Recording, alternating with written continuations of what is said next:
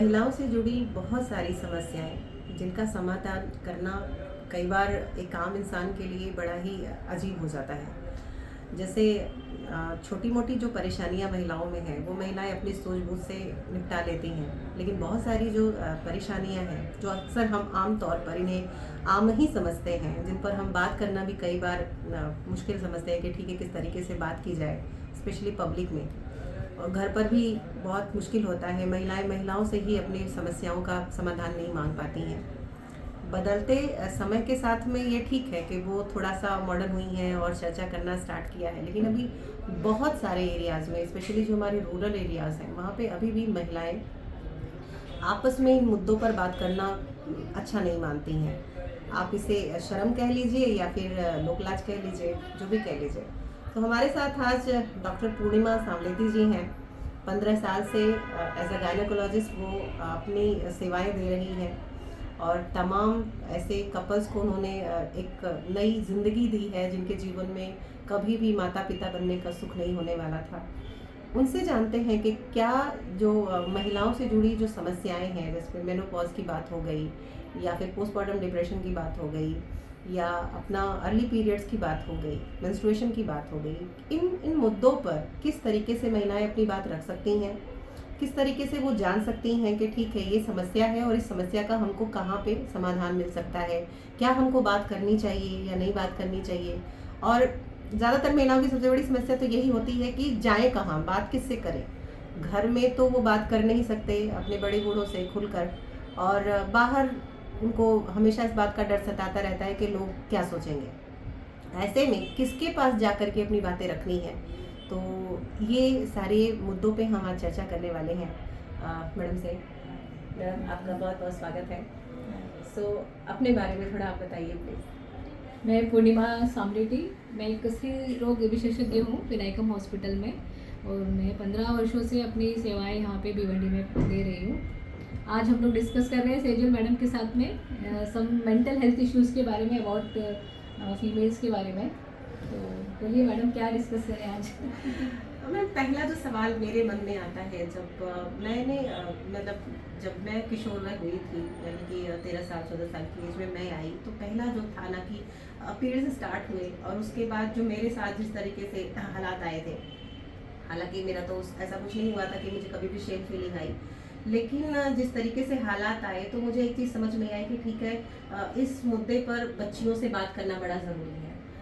आप अपनी राय रखिए कि क्या बच्चियों को किस तरीके से उनको हैंडल करना चाहिए ये सिचुएशन, उन्हें कहाँ जाना चाहिए, और क्या पेरेंट्स को, स्पेशली पेरेंट्स, मैं चाहूँगी आप उनको गाइड करिए कि किस तरीके से डील करना सिखाएं अपने बच्चों को। क्या उन्हें अर्ली पीरियड उनको बताना चाहिए कि पीरियड से पहले कि ठीक है ऐसी चीज़ होती है, आपको इससे डरने की कोई ज़रूरत नहीं है। क्योंकि कई बार मैंने देखा है कि बच्चियाँ डर जाती हैं और डर के बाथरूम में अपने आप को बंद कर लेती हैं। ऐसे बहुत से केसेस मेरे सामने आए हैं।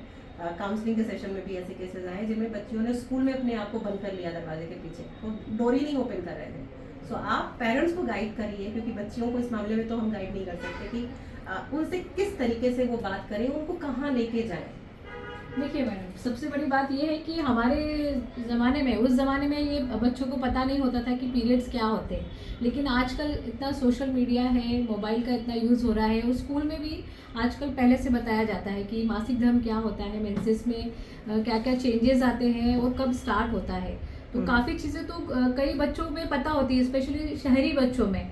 गांव के लोगों में अभी तक शायद ये इतना जागरूक नहीं है वो लोग, बट बेहतर है कि माएँ सबसे पहले उस बारे में अपने बच्चियों को पहले से ही प्रिपेयर करें, क्योंकि सडन कुछ चीज़ बॉडी में होती है, उनको पता नहीं होता कि क्या चेंजेस है और हमारे साथ क्या हो गया है समथिंग। कई बार तो बच्चों को लगता है कि कुछ हमें चुभ गया है, हमें कुछ लग गया है, इसीलिए खून बह रहा है। तो ये सब चीज़ें अभी इस ज़माने में तो बहुत कम देखने को मिलती हैं। कई बार तो हमारे पास पेशेंट्स ऐसे आते हैं जो बोलते हैं कि नहीं, हमारा अभी पीरियड्स आ गया, हमें क्या क्या यूज़ करना है, हमें क्या क्या हाइजीन, मेंस्ट्रुअल हाइजीन कैसे मेंटेन करना है। बात हो गई जो एडवांस एजुकेशन जिनके पास है उनकी बात हो गई। नहीं, कई काफ़ी इवन जो लेस एजुकेटेड पीपल है उनकी इसमें भी आजकल ये सब चीज़ें बताई जा रही है, अवेयरनेस तो बढ़ गई है काफ़ी बच्चों में भी, और उनको खुद को पता रहता है। पर बेहतर है कि घर में उनकी मदर्स वो पहले से उनको बताए कि इस एज में, आजकल पहले के ज़माने में था कि थोड़ा लेट मेंसेस आता था, बट आजकल हमने देखा है कि 9 साल की गर्ल्स में भी पीरियड्स आने लगे हैं। तो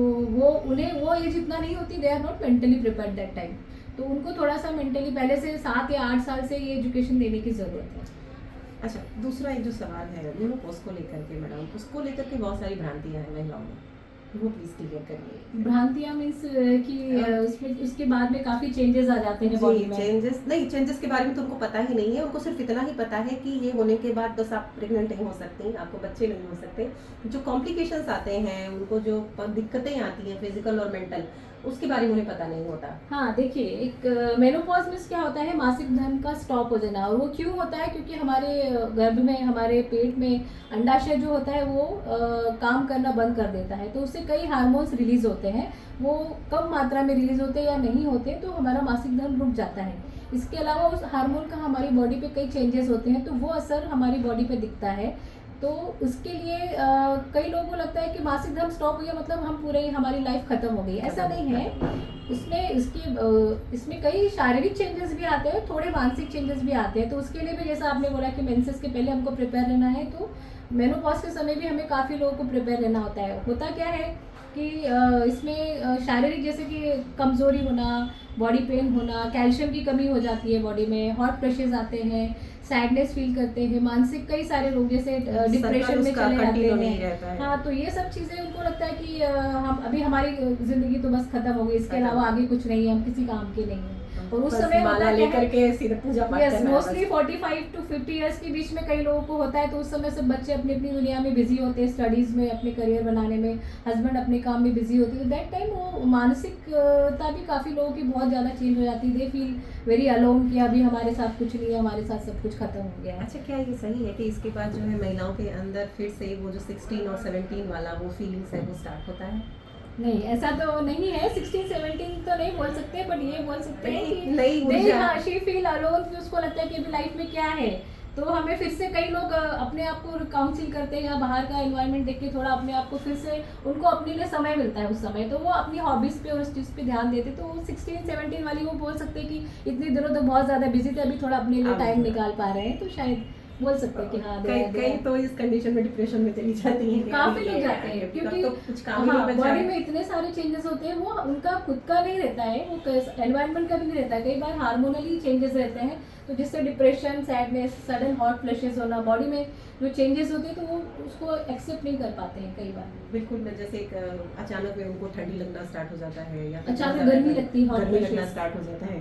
कई बार सेक्सुअल लाइफ भी अफेक्ट होती है, क्योंकि इसमें क्या होता है, वैजाइनल ड्राइनेस की वजह से उनके सेक्सुअल लाइफ में भी काफ़ी उनको पेन होता है, या उनको इतना इच्छा नहीं रह जाती उस चीज़ की, तो उसका इफेक्ट उस पर्सनल रिलेशंस पे भी पड़ता है। कहाँ जाना चाहिए इन केस अगर ऐसा आता है, तो कपल्स को किसके पास जाना है, गायनिक एक्सपर्ट के पास या फिर सेक्सोलॉजिस्ट? दोनों के पास जाना चाहिए, दोनों के पास। सेक्सोलॉजिस्ट का इतना रोल नहीं है, बट मेनली आपको साइकोलॉजिस्ट या साइकियाट्रिस्ट एंड गायनेकोलॉजिस्ट के पास में जाना फीमेल चाहिए। तो मोस्टली इसके बारे में थोड़ी बहुत जानकारी रखती है, लेकिन जो मेल है जानकारी नहीं रखते, तो उनका तो ध्यान दूसरी तरफ चला जाता है। हाँ, वो बहुत कॉमन है। तो उनको जानना ऐसे बहुत समय जरूरी में है कि सबसे भाई ज्यादा किस तरीके से हस्बैंड का है। सपोर्ट देना बहुत ज़रूरी है। उसे ये समझना चाहिए कि जैसे चेंजेस, जैसे जैसे एज बढ़ती है, तो एक महिला में भी चेंजेस आते हैं, तो उस चेंजेस में उसको सपोर्ट देना है, मेंटली, फिजिकली, हर चीज़ पे, ताकि वो उस चीज़ों को एक्सेप्ट करे और स्मूथली उनकी लाइफ आगे चले। Exactly. अच्छा, एक जो बहुत बड़ा सवाल है जनरली प्रेगनेंसी के बाद देखने में आता है, प्रेगनेंसी के पहले तो खैर ठीक है, नया बच्चा आ रहा है, महिला की थोड़ी केयर की जाती है, रखा जाता है अच्छे से, बड़ा मतलब घर में पोता या पोती आएगा तो बड़ी अलग खुशहाली हो जाती है। जब भी कोई महिला माँ बनती है, तो वो टाइम पे सिर्फ वो माँ नहीं बन रही होती, ऐसा लगता है जैसे हर किसी के दिमाग में एक बच्चा पल रहा है। प्रेगनेंसी के बाद अक्सर जो मैंने देखा है, जैसे कि आप तो जानते हैं कि जो फॉरेन कंट्रीज है, वहाँ पे कैसा है कि साइकोलॉजिकल अवेयरनेस बहुत ज़्यादा है लोगों के बीच में। सो जो अपने कपल्स हैं वो भी ज़्यादातर सेपरेट ही रहते हैं, पेरेंट्स के साथ में नहीं रहते हैं, तो उनका जो मेंटल हेल्थ होता है, स्पेशली मदर बनने के बाद जो वीमेन होती है, एक साथ एक बच्चा, 2 बच्चा, 3 बच्चे भी ऐसे उनको हो जाते हैं, तो उनका कंडीशन थोड़ा अलग होता है, क्रिटिकल होता है उनको हैंडल करना, तो उनके बीच तो साइकोलॉजिस्ट रहते हैं। लेकिन इंडिया में जो है इस चीज़ को लेकर के बिल्कुल अवेयरनेस मैंने नहीं देखी है, क्योंकि कई बार ऐसा भी सुनने में आया है कि नवजात बच्चे को महिला ने उठा करके फेंक दिया, या फिर वो अपने बच्चे को ही अपना सबसे बड़ा दुश्मन मानकर बैठ जाती है, बोलती है इसकी वजह से मेरी लाइफ में ये सब कॉम्प्लिकेशन आ रहे हैं।